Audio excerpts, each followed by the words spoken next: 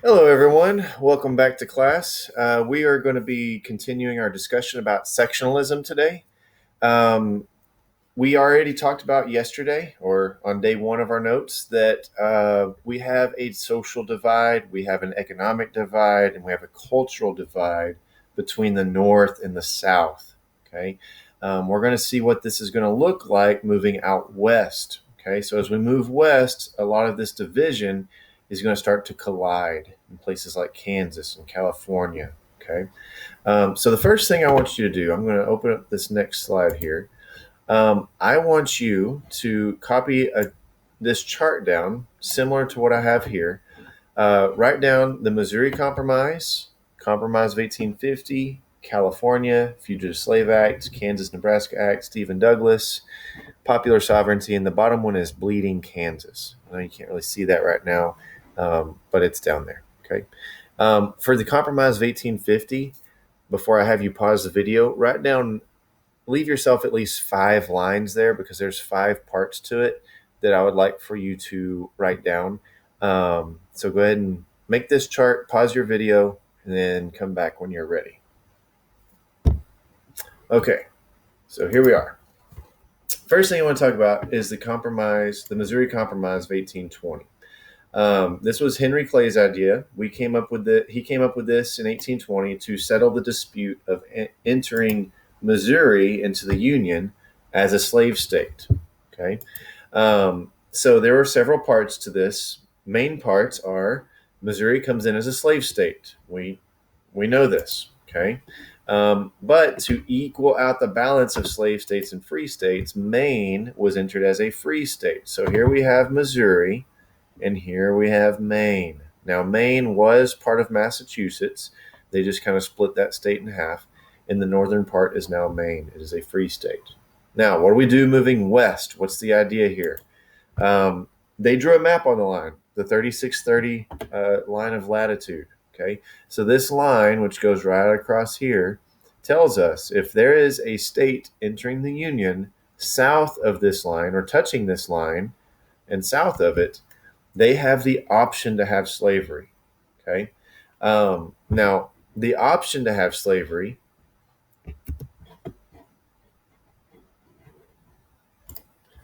So in the South, they had the option to add slaves if they wanted to. Now, this was not required, but they were allowed to have slaves if they wanted it.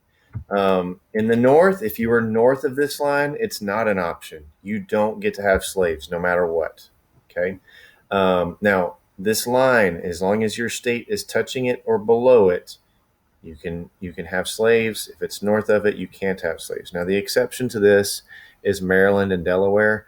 They were grandfathered in. They had slaves before this compromise was made, so they did have slaves even though they were north of this line. Okay, so that's a little recap on the Compromise of 1820, and it worked for about 30 years. Now here comes 1850. There is going to be tension because as we move further west, if we look at this map here, as we move further west after the war with Mexico and we've gained all this new territory, there's going to be people that want to move out here that want to either have slaves or stop the spread of slavery. So the big idea here is what really gets this started is California wanting to enter the United States as a free state. Now, the Southerners are not happy about this. They want to have as many slave states as they can get because, one, they don't want the Northerners to have more power than them in Congress, and two, they want to expand the agricultural economy in the South as much as they can. Okay, so California wants to enter the United States as a free state. Southerners aren't happy. Henry Clay says, all right, looks like we need to have a compromise here. Again, it's what he likes to do is compromise. So he said, we're going to let California enter as a free state, but we're going to make a law called the Fugitive Slave Law, the Fugitive Slave Act, which will allow Southerners to capture runaway slaves that have gone to the North. And it will also hold Northerners responsible for helping capture those slaves. Okay, so we'll talk more about the Fugitive Slave Act here in a few minutes, but these are the two big things that come out of this compromise. Now, there are other parts of this compromise of 1850.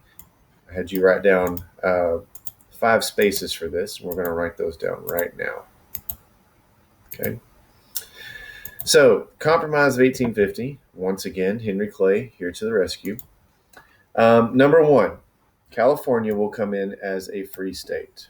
Okay. This makes the North happy because they get another free state. Number two, the area from the Mexican cession will be divided into Utah and New Mexico, and slavery in these areas will be decided by popular sovereignty. Now remember, popular sovereignty, popular, population, sovereignty, rule. The population rules, people rule. That means we're going to vote on slavery. This makes Southerners happy because if we want to move out there and vote for slavery, then we'll get it if there's enough people. But there's conflict. There could be conflict because if Northerners want to move out there and vote against slavery, then there won't be slavery. Okay. But the idea of letting the people make the choice seems to make most people happy, but especially the South is happy about this. Part three, the Fugitive Slave Act. This is a big part of this compromise. This definitely makes the South happy because they are now going to be allowed to capture runaway slaves. The North is going to be required to help turn those slaves over, which means you cannot harbor fugitive slaves anymore. So if you're caught being part of the Underground Railroad, you're going to get in trouble. Okay, we'll talk about that more in a little bit. Part of this also abolished the slave trade in Washington, D.C. This doesn't make the South happy, but it doesn't bother them too much because there are plenty of other places where they can go buy, sell, and trade slaves. Okay. The last two parts are important. Part four says it settled the border problems between New Mexico and Texas. Texas is now taking the shape that we recognize today. So I'll show you on a map here in a minute what Texas looks like compared to New Mexico. And then part five is it organized New Mexico, Nevada, and Utah territories. And this is important, which we're going to talk about here in a few minutes. As people move out west, these territories, once there's enough people there, they can apply for statehood, and they eventually become states.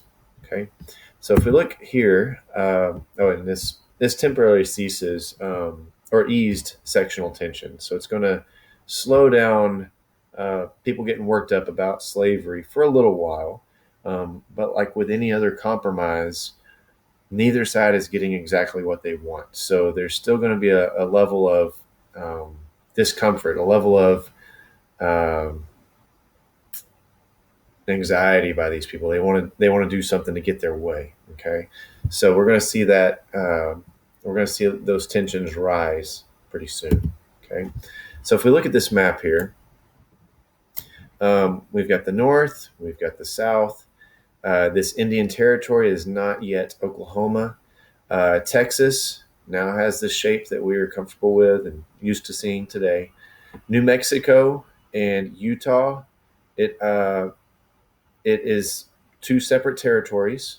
The issue of slavery will be decided by popular sovereignty in these areas. Now, this area right here, unorganized territory, we're going to talk about here in just a minute. That's Kansas and Nebraska.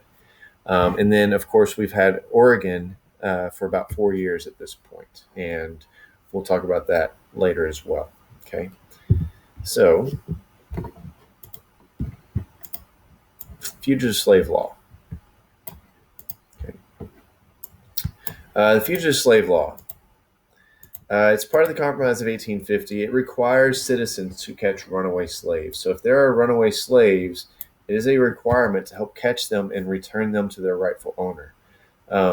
This is big for the South because they have an issue with runaway slaves, and if they aren't able to keep their slaves on their plantation, they're basically losing money. Okay, if you're caught harboring slaves or not helping catch these slaves, you could be fined up to $1,000 or placed in jail for 6 months. Now, this is a little bit tricky because students always ask, well, does that mean that a Northerner has to go catch slaves? Not necessarily, okay? So if a Northerner sees a person of color, a black person, walking down the street, are they forced to go catch them and capture them and turn them over to the authorities? Not exactly. This is mainly pinpointed for people that are harboring runaway slaves. So people who are part of the Underground Railroad, this is who this is targeting. So this is a way for the South to kind of get their slaves back and not have to battle this unseen enemy of the Underground Railroad. Okay. Um, Now, this is where it gets a little political because judges are used at this time to determine if this is a runaway slave or if it is a free black person. Now, most times, slaves who have been freed or black people who are born in the North, um, they have a way to prove that they are not a slave because they have some sort of documentation, either from their previous owner or something of that sort. But if there is no paperwork for them to prove that they are free, then a judge will determine if they are free and they can stay in the North, or if they think they're a runaway slave, then they'll be sent to the authorities who will sell them back into slavery in the South. Now, this is where it gets a little tricky. Judges receive $10 if they returned a slave back to slavery. They would receive $5 if they freed them and said, no, this person's free. Now, $5 or $10 doesn't sound like a lot today, but at that time, it's a lot more money. And if you're telling me that I'm going to get double the amount of money for putting a slave back into slavery and it's really no skin off my back, some unethical judges will more than likely send these people back into slavery. So it's a sad situation that these people face, but it's part of this. Okay. Um, Another part about this fugitive slave law is that these slave catchers, there were people who would basically go out and hunt for slaves, runaway slaves, and that was their main job. It's unfortunate, but that's what some people did to make money, and it definitely caused racial tensions between whites and blacks. Obviously, Northerners do not like this law. This is forcing them in a way to be part of the system of slavery. They don't like this. They don't want to be part of this, but that's part of this fugitive slave law. Um, so yeah, there's the fugitive slave law. Okay. All right, let's move on here. Kansas-Nebraska Act. Now, when we were looking at the map earlier, I'm going to pull this up. Uh, we've got the Mexican cession, which now we have California, we have Utah, New Mexico, and now we've got this area up here for what we call the Kansas and Nebraska territories. Okay. This guy over here, this is Stephen Douglas. Now, Stephen Douglas was a senator from Illinois, and he was in favor of allowing for popular sovereignty. So, a key word with Stephen Douglas is he really pushes for popular sovereignty. Let me make this a little bit smaller here so you can see this. Okay. So, Stephen Douglas, he convinced Congress to pass a law that allowed people to vote in these territories for slavery, kind of like what they did with Utah and New Mexico over here. He's saying that in Kansas and Nebraska, people should be allowed to choose slavery if they want it. Not that he's in favor of it. He's just really in favor of allowing for popular sovereignty. He wants the people to be in charge or feel like they're in charge. Okay. So as a result of this, people will start moving to Kansas, which is really kind of the closest to the north and south, the easternmost part of this unorganized territory. Now that it's Kansas, it is organized. But a lot of abolitionists start to move here. A lot of pro-slavery people start to move here, and they want to vote on this as soon as they get enough people, so they can determine if they're going to have slaves or not. And this leads to what we call Bleeding Kansas. Now, Bleeding Kansas is almost like a miniature civil war, and it's between pro-slavery and anti-slavery forces fighting over the issue of slavery. So the abolitionists and pro-slavery people start killing one another in Kansas. We call this Bleeding Kansas. We're going to talk more about things that take place in Kansas, like John Brown has a rebellion, Nat Turner has a rebellion. We're going to talk about those on day 3 and 4, I believe. So get ready for that. It's pretty exciting stuff. They are really on fire about their side of slavery, what they believe is right, what they believe is wrong. And I'll have a video for you to watch about that as well. Okay.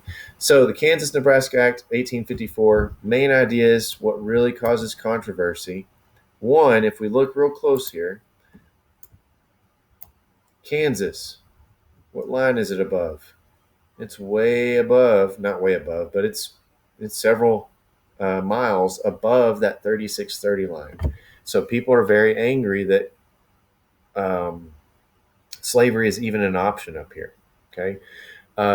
Eventually, the Compromise of 1820, the Missouri Compromise, we're going to talk more about that later as well. It's going to eventually be ruled unconstitutional. So that will change. But right now, 1854, people are angry. So there's people fighting in Kansas over slavery. Okay. This, again, Stephen Douglas's idea of allowing the people to choose. Okay. Some of the big picture ideas. Let me move my face out of the way here. Um, Big picture ideas of these main issues. Okay. Fugitive Slave Act. Okay. What is the Northerners' view? They opposed it because it forces them to support slavery. Southerners favored it because they get their slaves back. The Kansas-Nebraska Act, North opposed it because, once again, it's allowing slavery to spread into the West. The Northerners supported it because it kind of helped nullify the Missouri Compromise, which, like I said, we're going to talk about that whole process later. But Southerners are happy because they have the opportunity to expand slavery. Okay, Northerners don't want to expand it. Southerners do want to expand it. Okay, Bleeding Kansas. Okay, they're all pointing fingers at each other. They're blaming one another for this violence that's occurring in Kansas. And Northerners are saying that it's pro-slavery forces who are causing the problems. Southerners are saying no, it's these crazy abolitionists that are causing the problems. All I could picture was this. Okay, who's blaming who here? It's everybody blaming everybody. Okay. So if you have any questions, please send me questions in email. Come to the live video conferences. I'll be happy to answer any questions. Make sure you do the worksheet after this and any other activities that are on Google Classroom. Thanks for joining in. Hope you all have a wonderful day, and I will see you all next time. Bye-bye.